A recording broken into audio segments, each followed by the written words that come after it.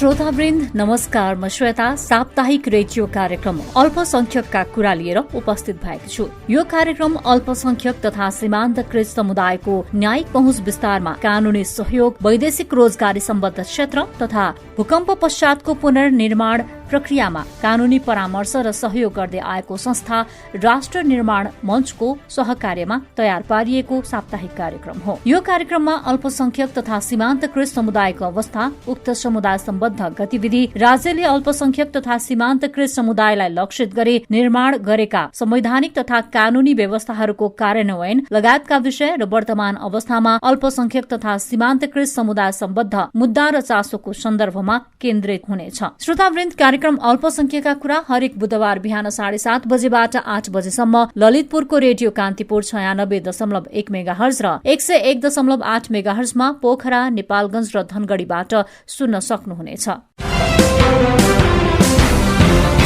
हामीले विगतका केही श्रृंखलादेखि अल्पसंख्यक तथा सीमान्तकृत समुदाय अन्तर्गत रहेका महिला समुदायका चासो, समस्या र मुद्दाहरूलाई कार्यक्रम अल्पसंख्यकका कुरामा उठाउँदै आएका छौं।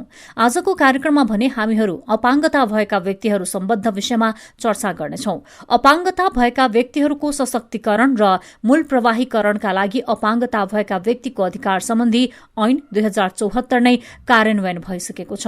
ऐनले अपाङ्गता भएका व्यक्ति विरूद्ध हुने भेदभाव अन्त्य गरी उनीहरूको नागरिक, राजनीतिक, आर्थिक, सामाजिक तथा सांस्कृतिक अधिकारको सम्मान गर्न र अपाङ्गता भएका व्यक्तिलाई सशक्तिकरण गरी नीति निर्माण र विकास प्रक्रियामा सहभागी गराई स्वावलम्बी र सम्मानजनक जीवनयापनको वातावरण सुनिश्चित गर्ने सन्दर्भलाई स्पष्ट रूपमा निर्देश गरेको छ। ऐनमा स्पष्ट रूपमा अपाङ्गताको वर्गीकरण, परिचय पत्र तथा अभिलेख गर्ने, अपाङ्गता भएका व्यक्तिको अधिकारको सुनिश्चितता गर्ने, अपाङ्गता भएका महिला तथा बालबालिकाको थप अधिकारको व्यवस्था गर्ने र अपाङ्गता भएका व्यक्तिको शिक्षामा पहुँच पुर्याउने विषयलाई उल्लेख गरिएको छ।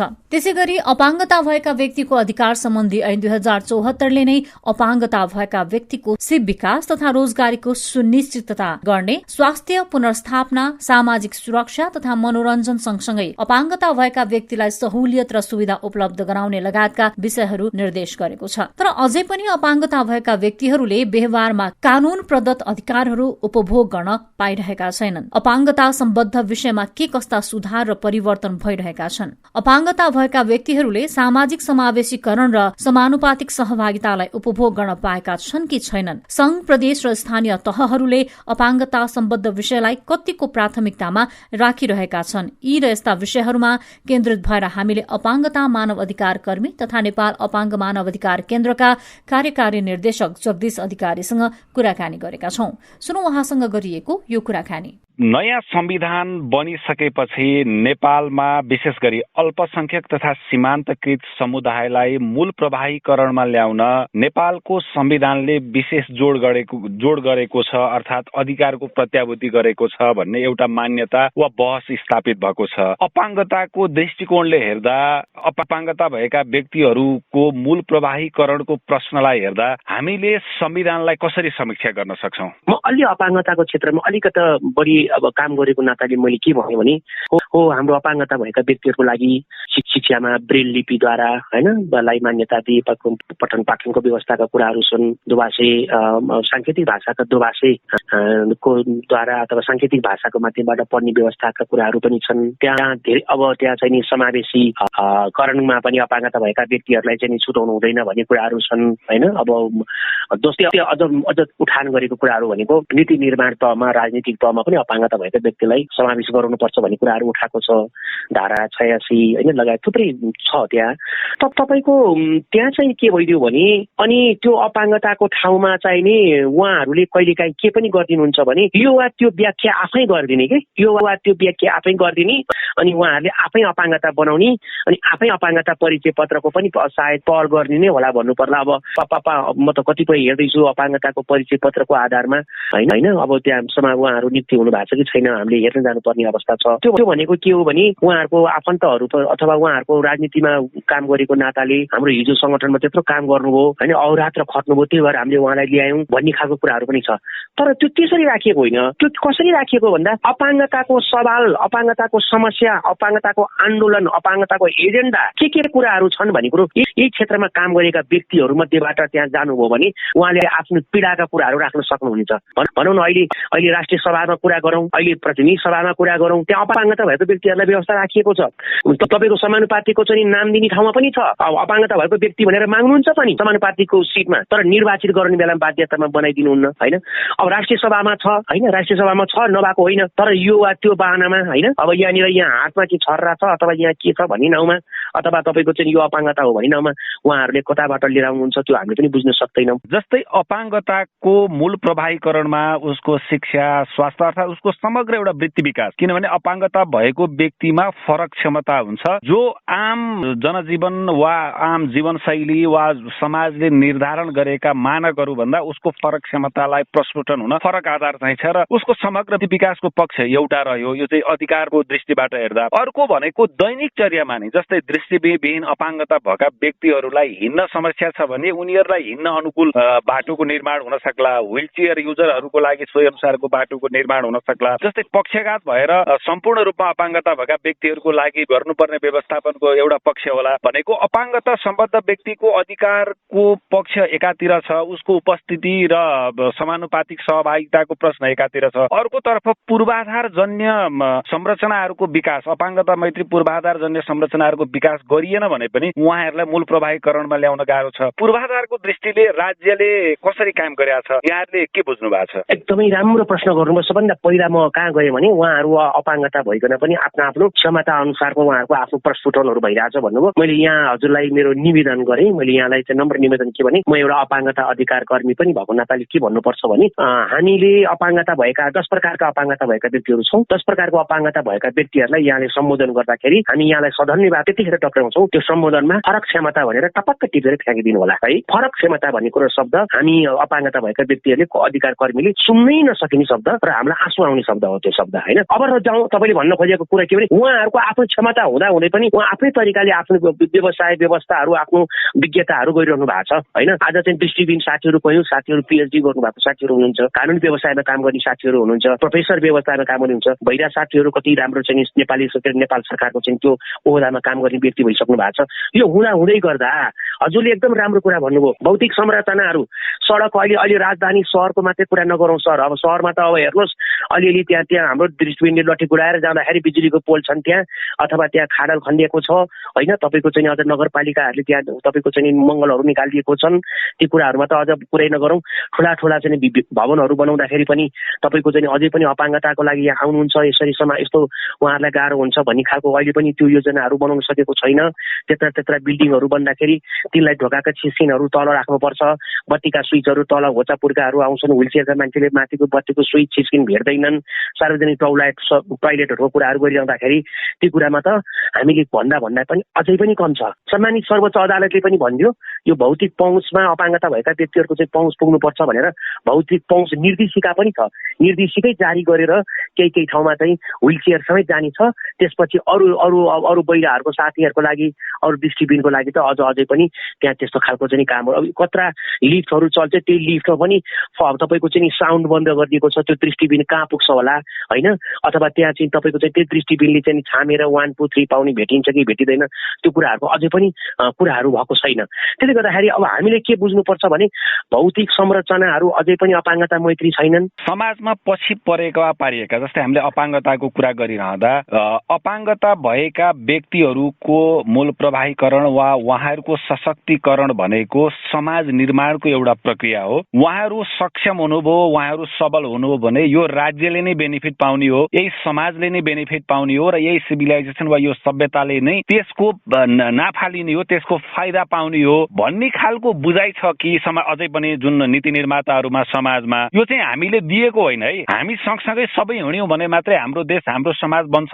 भन्ने खालको बोध देखिन्छ कि होइन। अब यिनीहरूले आन्दोलन गरेका छन् अर्थात् यिनीहरूले आफ्नो अधिकारका लागि लडेका छन्, यिनीहरूलाई दिनुपर्छ है, र दिदिउँ न त, यो दिएको हो अर्थात् उनीहरूले पाउने भन्दा नि दिएको, उनीहरूको राइट्स भन्दा पनि हामीले दिएको हो भन्ने खालको मनस्थितिले लिड गरेको छ। कस्तो खालको मनस्थिति यहाँले पाउनु भएको छ नीति निर्मातादेखि समग्र पक्षमा? हजुरले एकदम राम्रो कुरा भन्नुभयो। यो चाहिँ नि हजुरले ठ्याक्कै के भन्नु भने यो चाहिँ नि उहाँहरूलाई अब यति चाहिँ दिउँ न भनेर चाहिँ नि भन्ने, अथवा होइन यो भन्दा उहाँहरूलाई के जरुरी छ, अब यति दिँदा भइहाल्छ नि भन्ने लेभलको, अथवा त्यतिमै सीमित भइहाल्छ नि भन्ने खालको कुराहरू चाहिँ आउँछन् भने कहिलेकाहीँ चाहिँ हामी यो नेपालको चाहिँ नि अब यो ब्युरोक्रेसीबाट अलिकति भेटाउँछौँ सर, होइन। किन भन्दाखेरि हामीले कतिपय नियमावलीहरूमा पनि त्यही कुरामा हाम्रो अब ऐन आयो, नियमावली त्यही खालको अन्त तपाईँको चाहिँ नि त्यहाँ त्रुटि बनाएर आउनुभयो। तर यो कुरा भन्दै गर्दाखेरि तपाईँले एकदम राम्रो कुरा गर्नुभयो। यो देशको होइन, यो हामी पनि नागरिक भएको नाताले हाम्रो पनि त्यो अधिकार रहन्छ, जुन अरूहरूले जे पाउनुहुन्छ त्यो सर हामीले पाउनुपर्छ।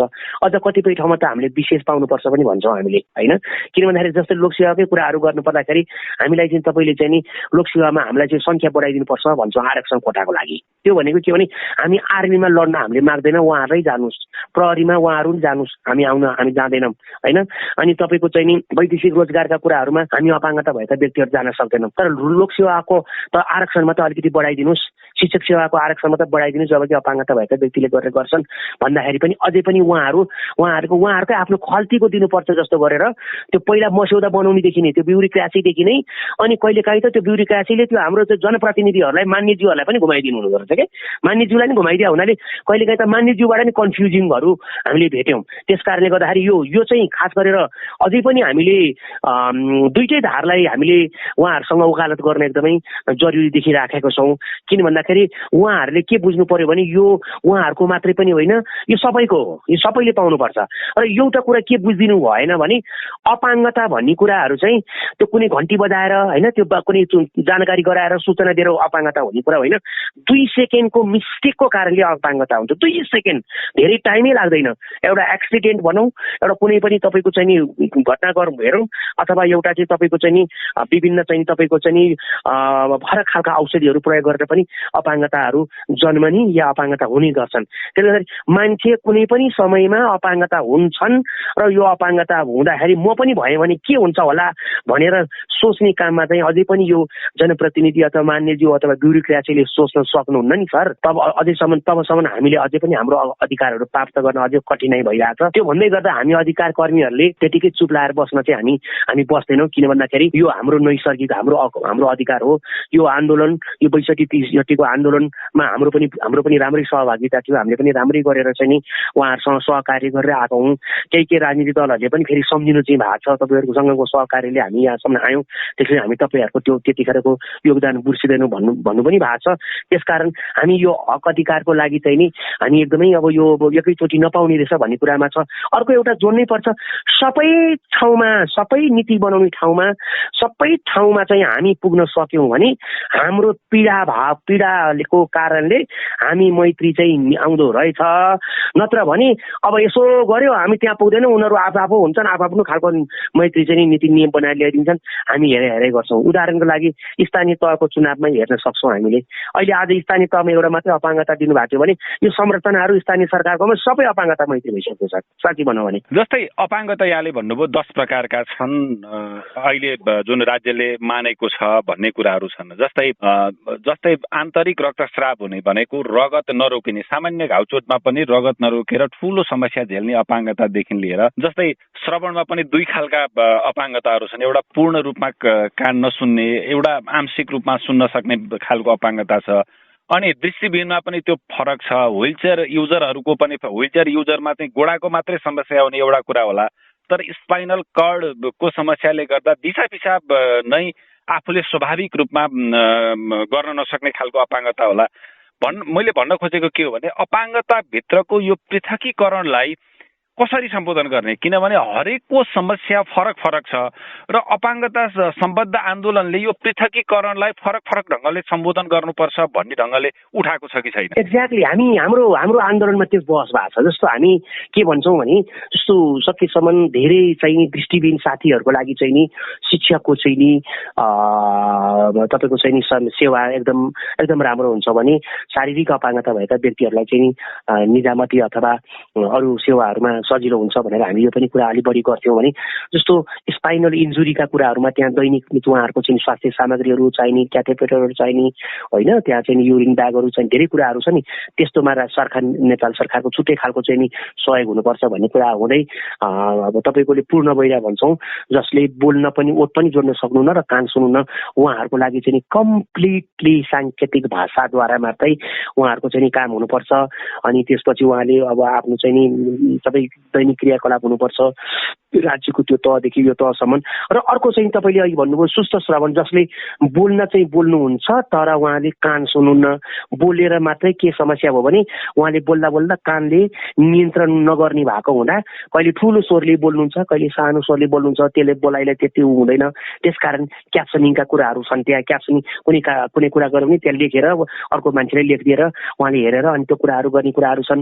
अब हजुरले व्हिलचेयरको कुरा गर्नुभयो, कोही व्हिलचेयर साथीहरू हात टेकेर 4 तला पनि बिस्तारै जान सक्नुहुन्छ भने कोही व्हिलचेयर साथीलाई व्हिलचेयरबाटै तल निकाल्दै 3 जना 2 जनाले बोक्नु पर्ने हुन्छ कि तलदेखि केही पनि मतलब तल कम्मरदेखि तल चलेको हुँदैन, दिशा पिसाबहरू गएको पनि उहाँलाई कतिपय बेलामा थाहा हुँदैन। यी कुराहरूले गर्दाखेरि पृथकीकरण चाहिँ तपाईँले भन्नुभएको एकदमै हो। यसमा चाहिँ हामीले अपाङ्गता अनुकूलको चाहिँ नि हामीलाई चाहिँ नि अब व्यवस्थाहरू हुनु पर्यो, होइन। अब जस्तो भगभगे अपाङ्गता पनि यहाँ रहन्छन् है, यो स्वर बोलाइ सँगसँगै भगभगे अपाङ्गता भन्छौँ। भगभगे अपाङ्गताको चाहिँ नि उहाँहरूले एकदमै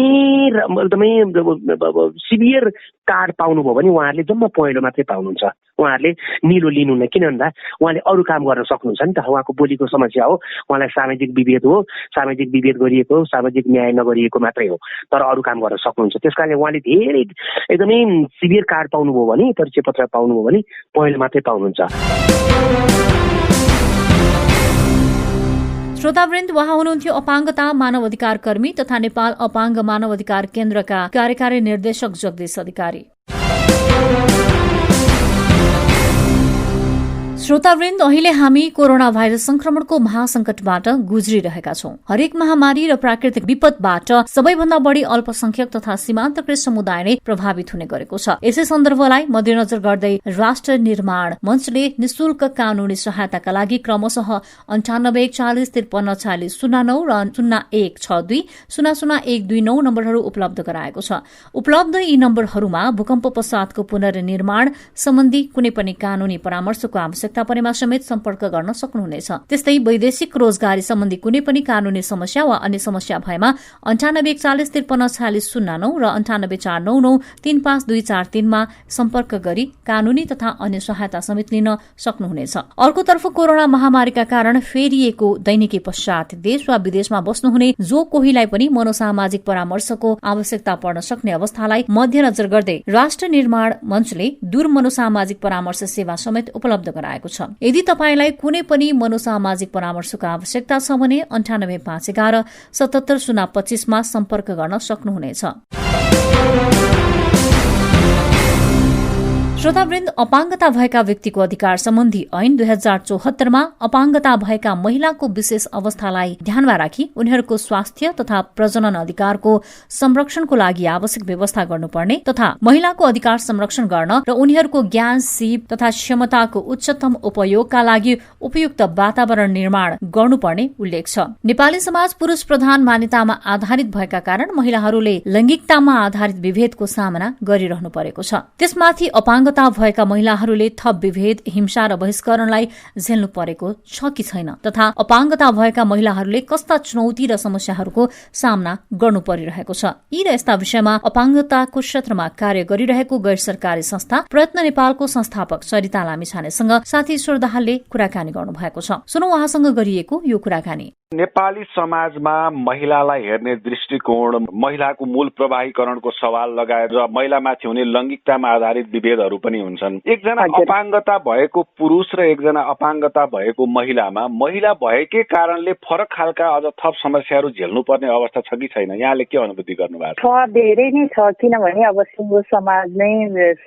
समग्र महिला र पुरुषभित्र नै विभेद भइरहेको परिप्रेक्ष्यमा अपाङ्गता भएको महिला र पुरुषको तुलना गर्ने हो भने अपाङ्गता अपाङ्गता भएका महिलाहरू अझ बहुविभेदकोमा परिरहेको कुरा त अकाट्य कुरा नै हो होइन, यथार्थ कुरा नै हो। एउटा चाहिँ के हुन्छ भने जब परिवारमा अपाङ्गता भएको छोरी जन्मिसकेपछि चाहिँ जस्तै धेरै जसो परिवार केहीको अब परिवार सपोर्टिभ भएको केसमा त फरक हुन्छ, तर धेरै जसो परिवारमा चाहिँ उसको जन्मेको दिनबाट नै चिन्ता सुरु हुन्छ। अब समाजले चाहिँ अब यो ठुलो भएपछि बरु यस्तै भइदिए भए पनि छोरो भइदिए भए हुन्थ्यो, कुन्तको त यस्तो मान्छे अपाङ्गता भएको छ, झन् त्यही माथि महिला छोरी भएर जन्मिसकेपछि त यसले पछि के गरेर खाला, अब पछि कहिले हिंसा गर्ला कि भनेर पहिले समाजले सोच्न थाल्दछ। त्यो अपाङ्गताभित्र नि बरु यतै हुनुभन्दा त महिला हुनुभन्दा छोरा पुरुष नै भएर जन्मेको भए हुन्थ्यो भन्ने कुरा भइरहेको हुन्छ। र त्यस्तै गरेर विद्यालयहरूमा पनि जस्तै हामीले मधेसको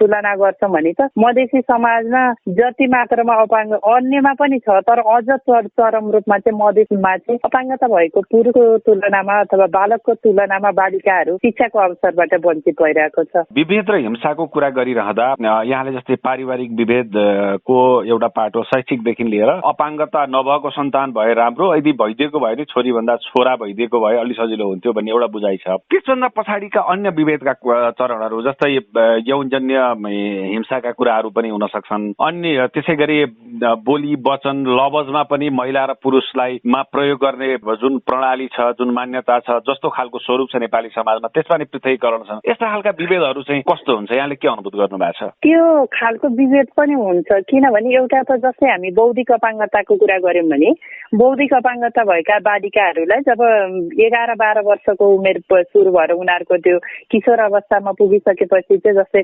मेन्सुरेसनको टाइम सुरु हुन्छ नि। अब बच्चालाई त केटा बच्चालाई त के फरक परेन, बौद्धिक अपाङ्गता भएको बालिकालाई चाहिँ त्यसपछि मेन्सुरेसनको साइकल सुरु हुने भयो भन्ने कुरा भएपछि परिवारमा तनाव हुन थाल्छ र बिना परामर्श चाहिँ अब अस्थायी साधनहरू प्रयोग गराइदिने, किनभने हिंसाको डर छ। धेरै बौद्धिक अपाङ्गता भएका व्यक्तिहरूलाई बालिकाहरूलाई चाहिँ अत्याधिक रूपमा चाहिँ हिंसा भइरहेको स्थिति हुनाले अनि हिंसा हुन्छ र अब मेन्सुरेसन भइसकेपछि कसैले त्यही टाइममा रेप गरिदियो भने चाहिँ जुन अनवान्टेड प्रेग्नेन्सी भएर चाहिँ बच्चाहरू हुन सक्छ भन्ने हिसाबले चाहिँ मेन्सुरेसन साइकल सुरु हुनुलाई नै अभिशापको रूपमा लिन्छ र त्यसपछि इम्प्लान्टहरू विभिन्न गर्भनिरोधका अस्थायी साधनहरू प्रयोग गराइदिने र उस्तै पर्दा पाठेघर निकालेर फालिदिएका केसहरू पनि छन्। मेन्सुरेसन हुन्छ बरु त्यो साइकलबाटै रोक्ने भनेर बौद्धिक अपाङ्गता। त्यस्तै गरेर श्रवण दृष्टिविहीन अपाङ्गता भएका महिलाहरूकै केसमा पनि त्यस्तै नै छ, किनभने अब मेन्सुरेसन भइसकेपछि उनीहरूलाई त थाहा हुँदैन परिवार अब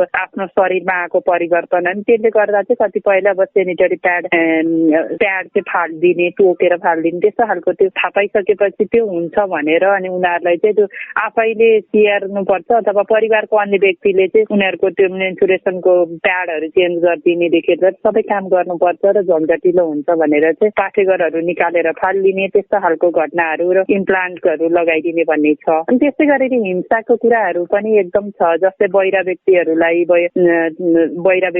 त्यस्तै छ, दृष्टिहीन व्यक्तिहरूलाई अब बाटो क्रस गराइदिने बाहनामा सहयोग गर्ने बाहनामा हात समाउँदै बिस्तार संवेदनशील अङ्गहरूमा छुन खोज्ने, त्यस्तै गरेर व्हिलचेयरमा बस्नु भएकालाई व्हिलचेयर ठेल्दिने बाहना पारेर ढाडहरूतिर छुन खोजेको जस्तो खालको गर्ने, हेर्दाखेरि सामान्य गतिविधि अर्काले हेर्दा सहयोग गरेको जस्तो देखिन्छ, तर अब सहयोगै गर्नेले त व्हिलचेयरमा मात्रै ठेल्छन् त होइन, ढाडहरूमा छुने गर्दैन हो। त्यस्ता खालका हिंसाहरू अथवा यौनजन्य दुर्व्यवहारहरू पनि भइ नै रहेका छन्। र अर्को भनेको के गर्न सक्छ र अपाङ्गता भित्रै पनि जति मात्रामा अपाङ्गता भएका पुरुषहरूको नेतृत्व अथवा पुरुषहरूको भूमिकालाई जति स्वीकारिन्छ त्यति मात्रामा अपाङ्गता भएको महिलाहरूको भूमिकालाई चाहिँ अझै पनि स्वीकारिएको स्थिति चाहिँ छैन। जस्तै अब राष्ट्रिय अपाङ्ग महासङ्घको अन्तर्गत 350वटा अपाङ्गता भएका व्यक्तिहरूको सङ्घ संस्था छ, त्यो मध्येमा 6-7वटा जुन अपाङ्गता भएका महिलाकै सवालमा काम गर्ने संस्थाको नेतृत्व चाहिँ अपाङ्गता भएको महिलाले गर्नुभएको छ, तर अन्य पुरुषसँगै समावेश भएको सङ्घ संस्थामा चाहिँ 3वटा संस्थामा बाहेक अरू संस्थाहरूमा अध्यक्ष महासचिव जस्ता पोस्टहरूमा चाहिँ अपाङ्गता भएको महिलाको नेतृत्व अझै पनि पुग्न सकिरहेको छैन। हजुर, अन्त्यमा अपाङ्गता सम्बन्धी विषयलाई राज्यले विभिन्न कार्यक्रम, नीति, नियम अर्थात् संवैधानिक सुनिश्चितता लगायतले केही हदसम्म सम्बोधन गर्ने प्रयत्न गरेको छ र अब अपाङ्गताभित्र पनि 10 किसिमका अपाङ्गताहरू छन्, त्यो एउटा अलग्गै पक्ष रह्यो। तर महिला अपाङ्गता भएको विषयलाई पृथक ढङ्गले सम्बोधन गर्नुपर्छ कि पर्दैन, यस यसमा सरकारवालाहरूले चाहिँ कस्तो भूमिका निभाउनुपर्छ, के सुझाव दिन चाहनुहुन्छ? एउटा त के गर्नुपर्छ भने जस्तै हाम्रो अहिले फौजदारी संहिता र जुन देवानी संहिता दुईटा आइसकेको छ होइन, मुलुकी ऐनलाई विस्थापित गरेर त्यो ऐनहरूमा भएका प्रावधानहरू केही प्रावधानहरू एकदम सकारात्मक पनि छन् र केही विभेदकारी पनि छन्। ती प्रावधान सकारात्मक प्रावधानहरूको चाहिँ कार्यान्वयन हुन पर्यो र विभेदकारी प्रावधानहरूको चाहिँ फेरि पुनरावलोकन गरेर चाहिँ त्यसलाई परिमार्जन गर्नु पर्यो। अर्को भनेको जस्तै अपाङ्गता भएका महिलाहरूलाई न्यायमा पहुँचको लागि चाहिँ अदालतमा अझै पनि बहिरा व्यक्तिहरूले सांकेतिक भाषामा दोभाषे आफैको व्यवस्था भएको अदालतमा न्याय प्रक्रिया छैन। बौद्धिक अपाङ्गता भएका महिलाहरूको सवालमा, बालिकाको सवालमा यदि हिंसा भइहाले पनि परिवारले, किनभने उसको त परिवारको सदस्यले उसको परिवारको सदस्यले बोलिदिनु पर्ने हुन्छ। तर हाम्रो कानुनले अझै पनि जोले चाहिँ सर्भाइभर भयो, जो चाहिँ पीडित भयो हिंसाको, उसैले नै बोलिदिनु पर्छ भन्ने मान्यताले गर्दा बौद्धिक अपाङ्गता भएका व्यक्तिहरूको न्यायमा पहुँच छैन। त्यही भएर अभिभावक सुनुवाईलाई पनि मान्यता दिनु पर्यो अदालतको केसहरूमा। त्यस्तै गरेर हाम्रो जति पनि संरचनाहरू बनाइन्छ त्यसमा चाहिँ अपाङ्गता मैत्री संरचनाहरू जुन अहिले त पुनर्निर्माणको कामहरू भनिन्छ, हामीले अब जस्तै रानी पोखरी भर्खर पुनर्निर्माण भएर गयो, यो पुरुष महिला दुइटैलाई लागू होला, तर त्यो पनि पहुँचयुक्त छैन। जति पनि बनेका संरचनाहरूलाई चाहिँ पहुँचयुक्त बनाउनु पर्यो। र अर्को चाहिँ अपाङ्गता भएको महिलाहरूलाई लक्षित गरेर चाहिँ जुन यो प्रसुति सेवा प्रदान गर्ने हस्पिटलहरू हुन्छ अथवा जुनसुकै खालको हस्पिटलहरूमा चाहिँ अपाङ्गता मैत्री संरचना हुनु पर्यो। इभन मेरिस्टोप, परिवार नियोजन सङ्घ जस्ता विभिन्न गैर सरकारी संस्था र सरकारी संस्थाबाट सञ्चालित विभिन्न प्रयासहरूमा पनि अझै पनि अपाङ्गता मैत्री संरचना नहुनाले चाहिँ अपाङ्गता भएका महिलाहरूले चाहिँ जुन चाहनु पर्ने यौन तथा प्रजनन स्वास्थ्य अधिकारको सेवा लिनको लागि चाहिँ पहुँचयुक्त वातावरणमा गर्न पाएको छैन। उहाँ हुनुहुन्थ्यो अपाङ्गताको क्षेत्रमा कार्य गरिरहेको गैर सरकारी संस्था प्रयत्न नेपालका संस्थापक सरिता लामिछाने। श्रोतावृन्द, यिनै प्रस्तुतिहरूसँगै आजको अल्पसंख्यकका कुराको निर्धारित समय यही सकिएको छ। अर्को साता पनि यसै समयमा अल्पसंख्यकका कुरा लिएर उपस्थित हुने नै छौं। कार्यक्रमको बारेमा तथा अल्पसंख्यक र सीमान्तकृत समुदाय सम्बन्ध विषयमा कुनै प्रतिक्रिया छ भने हामीलाई इमेल वा टेलिफोन मार्फत सम्पर्क गर्न सक्नुहुनेछ। त्यस्तै कुनै सल्लाह सुझाव र नीतिगत विषयमा तपाईको जिज्ञासा छ भने हामीलाई info@fnbnepal.org मा इमेल पठाउन वा राष्ट्र निर्माण मञ्च केन्द्रीय कार्यालय बुद्धनगर काठमाडौँको सम्पर्क नम्बर 0162000129 र 9841435609 मा फोन गर्न सक्नुहुनेछ। अर्को साता पनि यस्तै विषय र सन्दर्भ लिएर पुनः उपस्थित हुने नै छौं। आजलाई आज्ञा दिनुहोस्। नमस्कार।